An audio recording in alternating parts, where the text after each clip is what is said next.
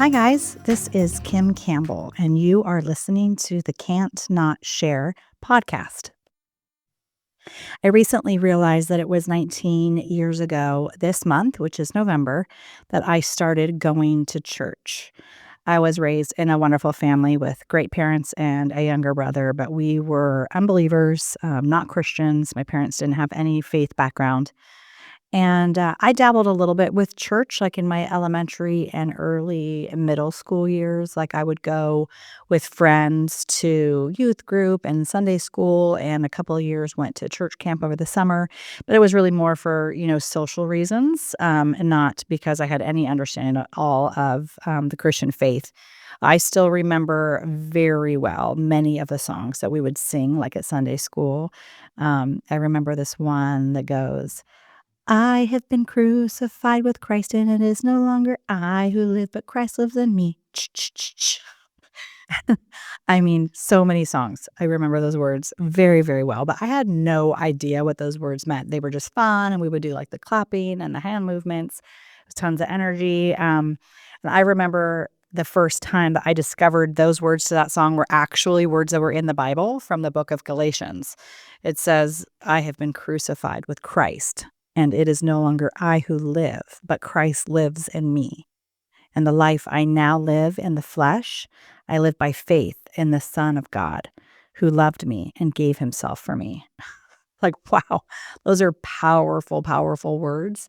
And I had no idea what they meant, but it is pretty awesome that those seeds were planted in me years ago and then were somehow watered and somehow grew. And it's incredible.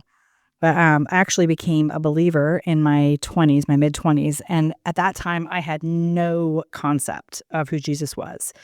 Um, didn't understand Jesus Christ. I didn't know that he was a living person. I didn't understand that he was the Son of God. I had no, like, understanding of the cross and his death and all of those things.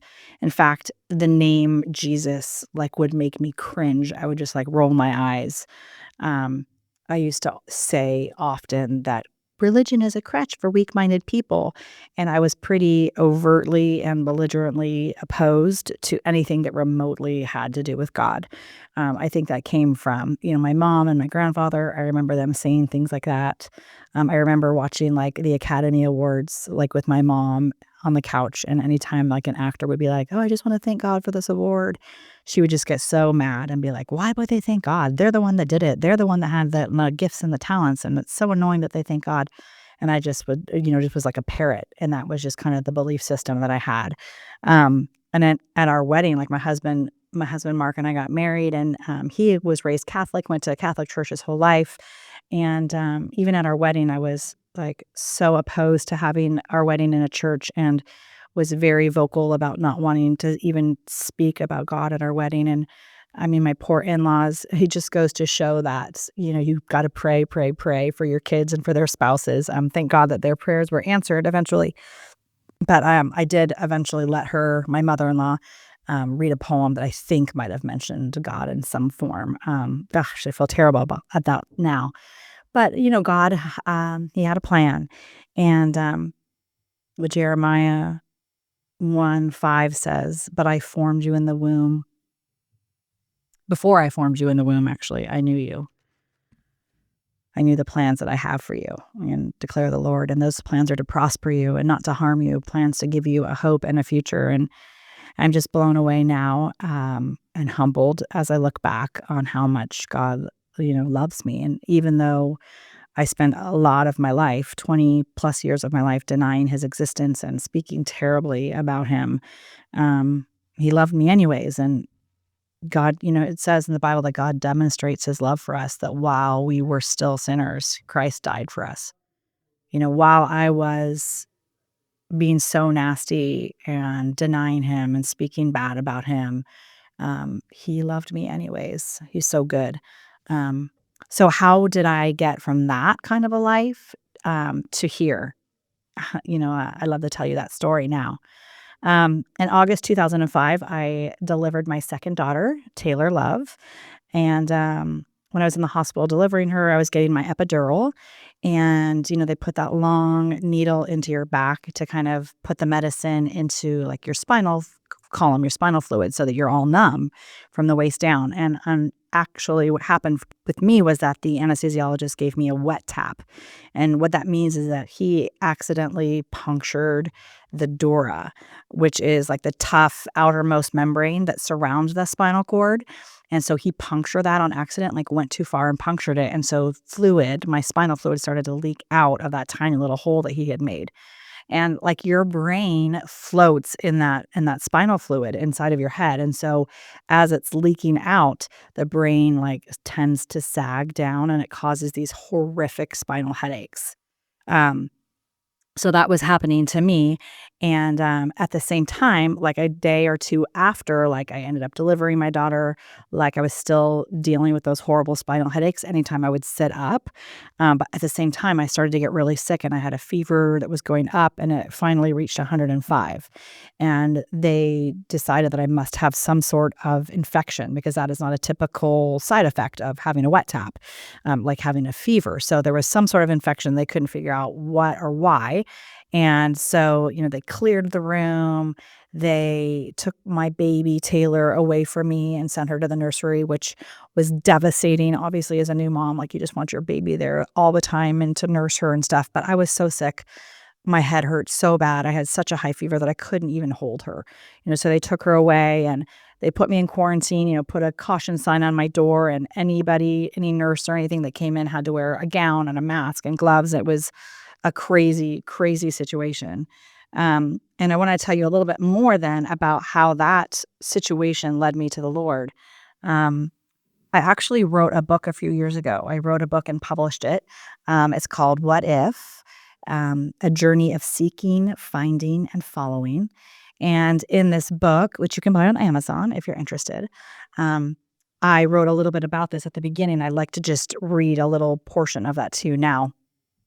It says, late that afternoon, the sun began beating into my hospital room. At the moment, no one else was there with me. My husband, Mark, had gone home for a few hours to spend time with our 20-month-old daughter, Caitlin. The pain was horrible, and in my delirium, my fear was through the roof. I was practically in a panic, certain that they weren't going to figure out what was wrong with me. I'm going to die, I thought. I was convinced. How could this be happening? Where did all of this go wrong? I came in here, a healthy young woman, and delivered a perfect baby girl, and now all hell is breaking loose. What is Mark going to do if I die? I'm going to leave him all alone to raise 2 little girls. He's going to be devastated. This will crush him. And what about my daughters? They will never even know me. I'm going to miss everything. With my eyes squinted and my head pounding, I crawled onto my knees. I was a mess. My blue hospital gown was falling off my shoulder and draped down to expose my chest. I pushed my matted hair out of my sweaty face, folded my trembling hands together, and through uncontrollable tears, I prayed. I had probably only prayed a handful of times in my life, and it had been at least 10 years since the thought had ever crossed my mind. My parents weren't believers. I'd spent a couple of years in middle school going to Sunday school and church camp with friends, but I really didn't believe in God.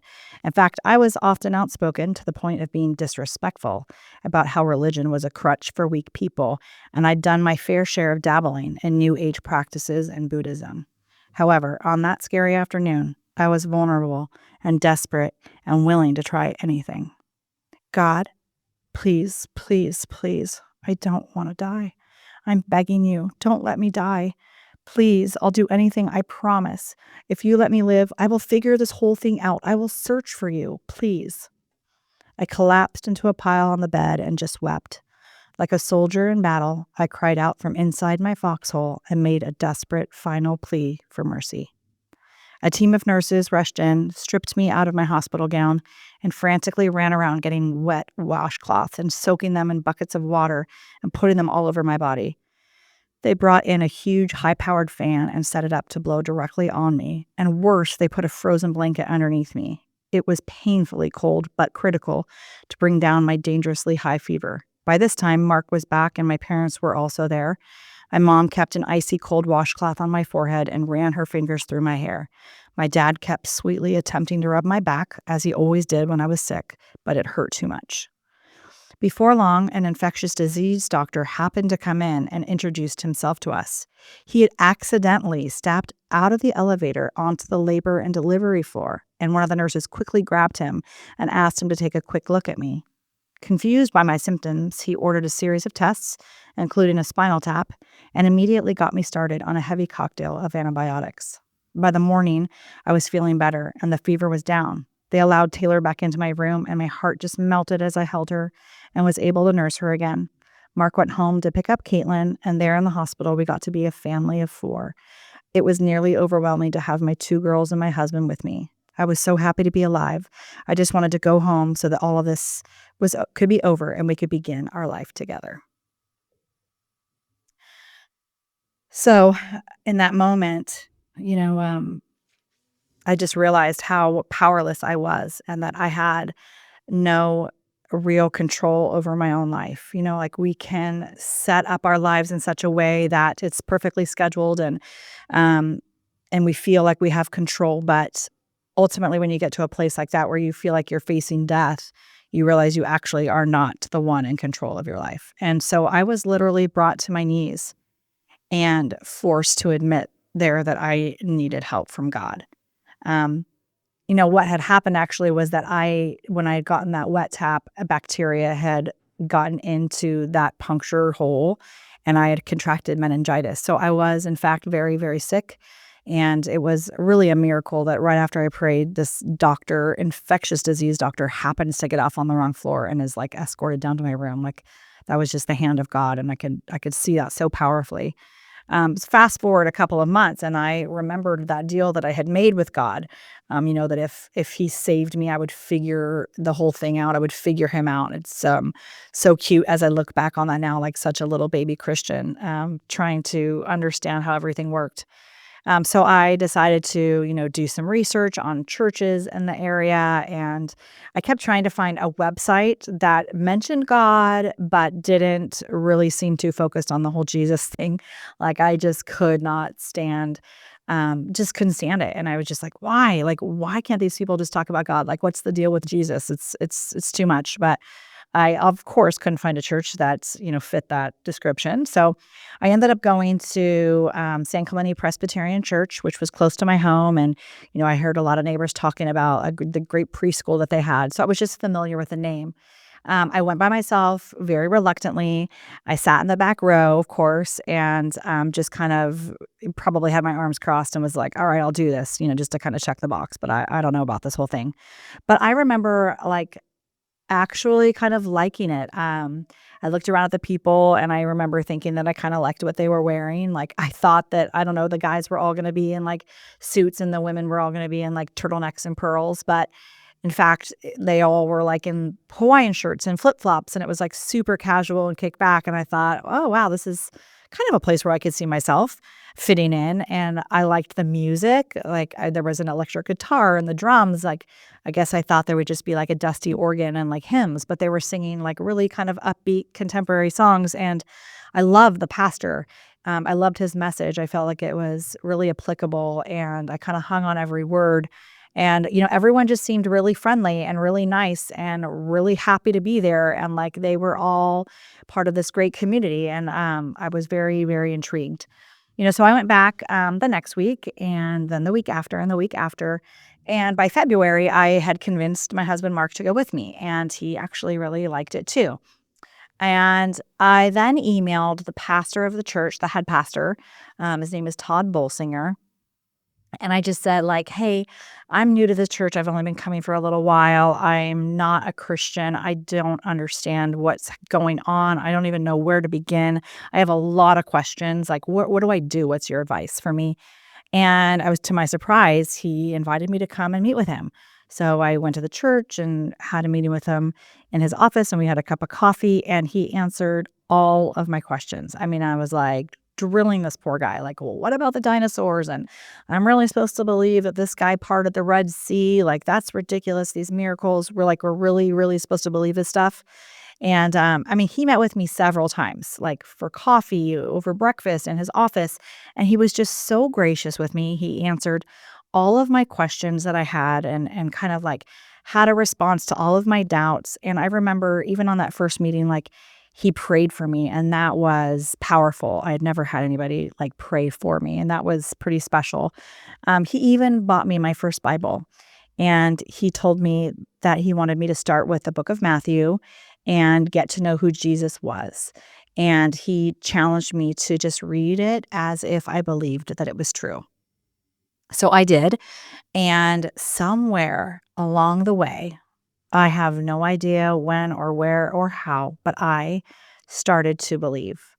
Like, I didn't make a deliberate decision to believe, and it wasn't like something happened or I read something that convinced me and all of a sudden now I could, like, logically accept this thing.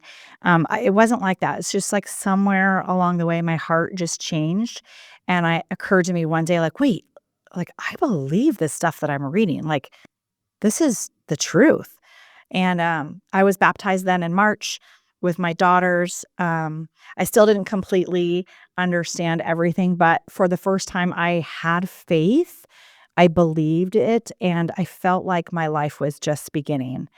And I quickly developed a very healthy appetite for anything related to God. Like, I read every Christian theology book that I could get my hands on, and I would highlight and write things in the column. And we started journaling and writing down quotes and writing down questions. And um, I went to my first women's Bible study, which was, a new experience for me. And I took seriously my commitment to read the Bible every day. Like, I would put my daughters down for a nap every day, and I would go and read my Bible and journal and really just kind of dig in. I discovered in that season that I really liked contemporary Christian music, and I just started playing it all the time in my home and in my car, and I would just absolutely melt when my daughters would be in the car and they would be singing these words to these Christian songs. It just felt like I was doing something right for them as a parent. Um, and, on their own, without me even noticing it, my old interests started to just slip away.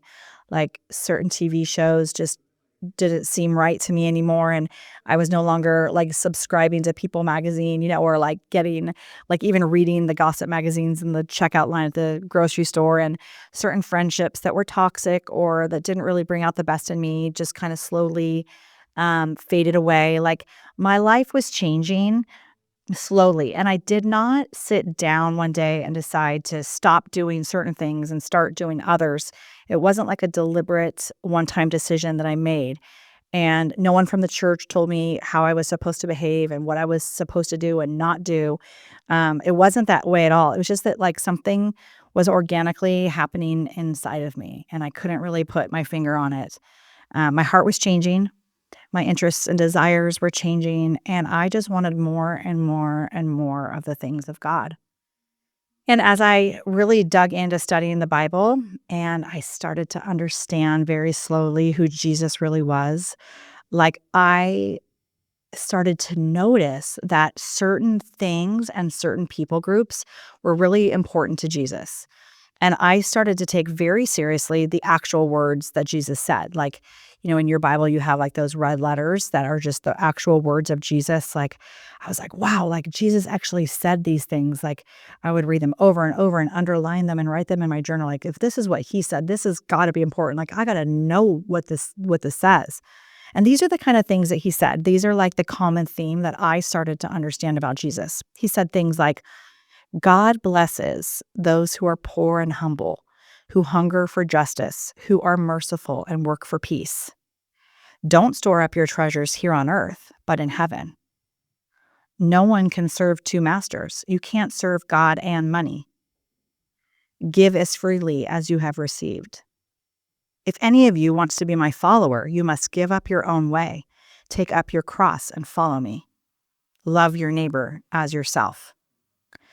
I'm is like, wow, this guy, Jesus, is radical. Like, who says those kinds of things? They were so counterculture, so like counterintuitive, but it was like different than what the world or what society or what our culture kind of taught. But seemed like to really resonate. It really like hit me at a heart level. And it was like, you read those words and I was thinking like, wow, this is the truth. Like, this guy knows what he's talking about. Like, he has the answers. He was so wise and so direct. And I started to realize very quickly that my faith journey was going to have to be about a lot more than just going to church on Sundays and trying to avoid the big serious sins like, don't steal, don't murder, don't commit adultery. Like, no, following Jesus to me seemed like serious business. And it was going to be something that was not going to be taken lightly because it appeared to me that faith was an action word. So it should really have an impact on my life, and I should really be acting differently if I am following this guy Jesus and I'm listening to his teachings, then my life should really look different. And I started to wrestle with some really big questions, and I would write them down in my journal and just pray that God would answer them for me. Like how do I apply this stuff to my life? These things that I'm learning, these teachings that Jesus would share. How do I apply that to the way that I'm living? Like, what does it even look like today in 2000, whatever it was, 5, 6, or in those early years? Like, even now, what does it look like to follow Jesus? Like, you hear people talking about that all the time. Like, I'm a follower of Jesus. Well, what does that even mean? Like, I'm a wife and I'm a stay-at-home mom and I live in Southern California and like I'm busy changing diapers and going to the park and going to Target and, doing laundry. Like, how do I take up my cross? What does that even mean? And there's this amazing teacher, Francis Chan. I was listening to one of his YouTube messages, and he said, following Jesus is like playing follow the leader, right? So, okay, like if the leader says, put your hands on your head, then you put your hands on the head. If the leader says, okay, like touch your knees, then you touch your knees. If the leader says, do jumping jacks as the follower, you do jumping jacks. So I thought, okay, Jesus is my leader and I'm the follower. So I started to really take note of like, what does my leader do? What does Jesus do? What does Jesus say? What are his words actually that were recorded? What does Jesus care about? Who does he care about? Who does he spend his time with? And what does he spend his time doing? Because if he is my leader and I'm his follower, then I should care about the same things and the same people that Jesus cares about. Like if I really, really believe in this Jesus, and I really believe that the Bible is the truth, then my life should reflect that. Like there should be a radical change in my life. My life should look different. Not because I'm like putting on a show or I'm trying to appear like this holy religious person or because I'm, just deciding do this, don't do that. And I'm just going to try really hard in my own strength to be good. But because like I'm changed from the inside out. Like if I believe these things and Jesus says, then my heart is changing. And then naturally my actions and my thoughts and my decisions and the way I live my life should change. And I realized then that like I actually needed Jesus. Like I needed him to make this transformation inside of me. Like he's going to have to be the one to change me so that I could live like him, because I knew very quickly that just trying to live the right way is not going to work. Like I am a mess and I am impatient and I have anger issues and I get distracted and I am judgmental and critical and I worry about what people think. Like I'm not going to be able to live the way Jesus lives because it's not who I am naturally inside. I needed to invite Jesus to come in and do this. Like, all right, Lord, if I'm going to follow you and I'm going to be more like you, like you're going to have to do something inside of me.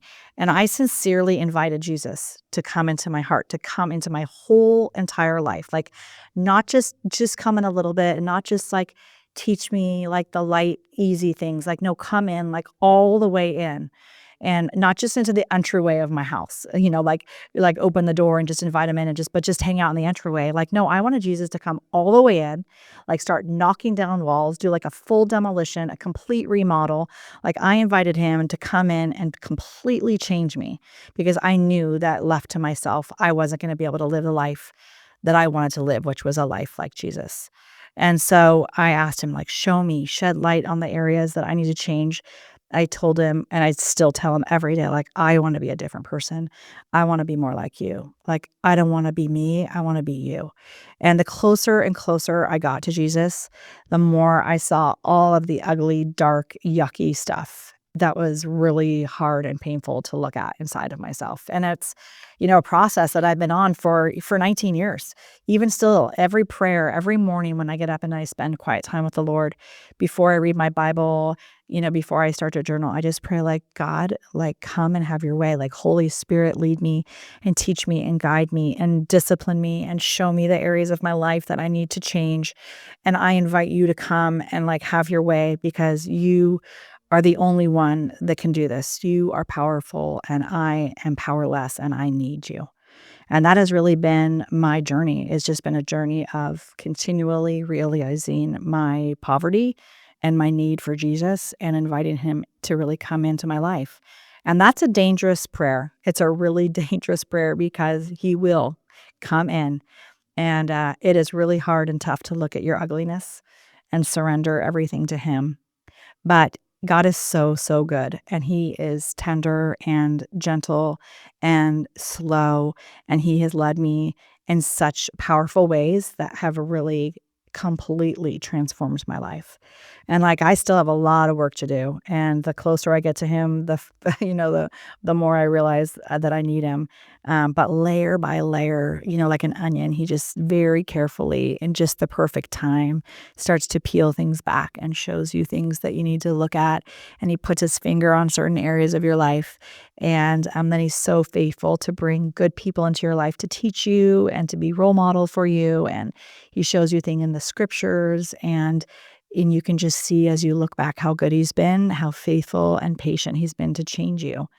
It has been a radical journey for me the last 19 years. And God has taken me to some incredible places around the world, and he's used me in powerful ways.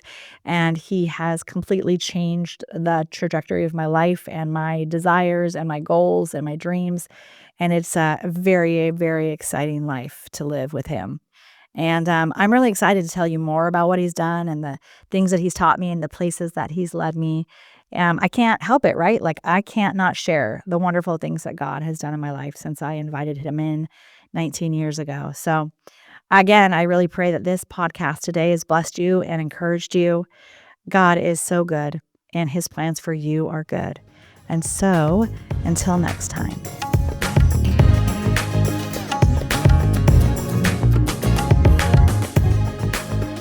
This episode has been a production of the Capistrano Valley Christian Schools Podcast Network. Capistrano Valley Christian Schools is a Christian JK through 12 school in San Juan Capistrano, California. Be sure to check out, subscribe to, and leave a review of this show and the other shows on our network on your podcast player of choice. Doing so supports the school community in a multitude of ways. For more information about the CVCS Podcast Network or any of our other shows, check out cvcs.org or email podcasts@cvcs.org.